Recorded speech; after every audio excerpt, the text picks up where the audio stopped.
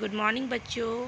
आज हम लोग मैथ्स में चैप्टर 8 त्रिकोणमिति का परिचय शुरू करने के लिए जा रहे हैं।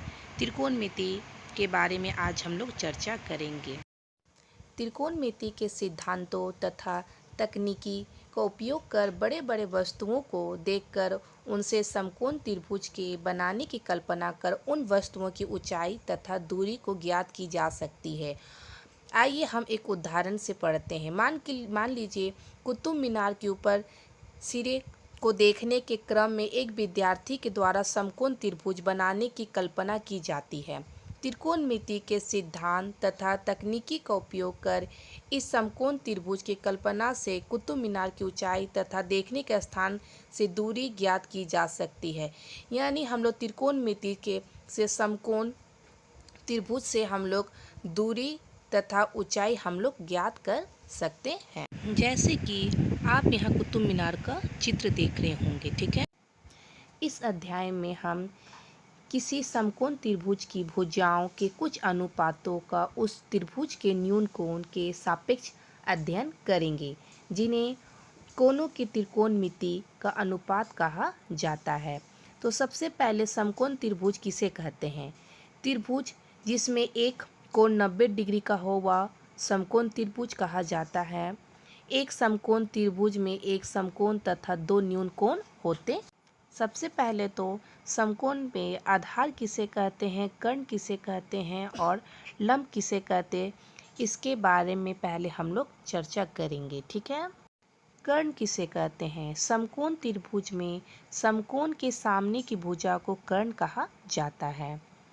दूसरा है समकोण त्रिभुज की सबसे लंबी भुजा होती है। तीसरा होता है कर्ण की लंबाई शेष दोनों भुजाओं की लंबाई के योग से कम होती है। और चौथा है कर्ण को प्राय अंग्रेजी के अक्षर में H से दिखलाया जाता है, जिसे इंग्लिश में हाइपोटेनस हम लोग कहते हैं, ठीक है। अब दूसरा पॉइंट है आधार। आधार किसे कहते हैं? तो समकोण त्रिभुज में एक न्यून कोण की संलग्न भुजा को आधार कहा जाता है, जैसे कि आप चित्र में देखे होंगे।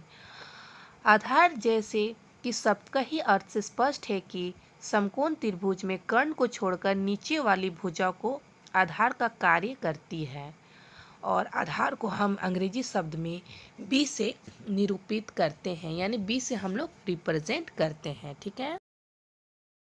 अब तीसरा पॉइंट है लंब। समकोण त्रिभुज में किसी न्यून कोण की समूह की भुजा को लंब कहा जाता है।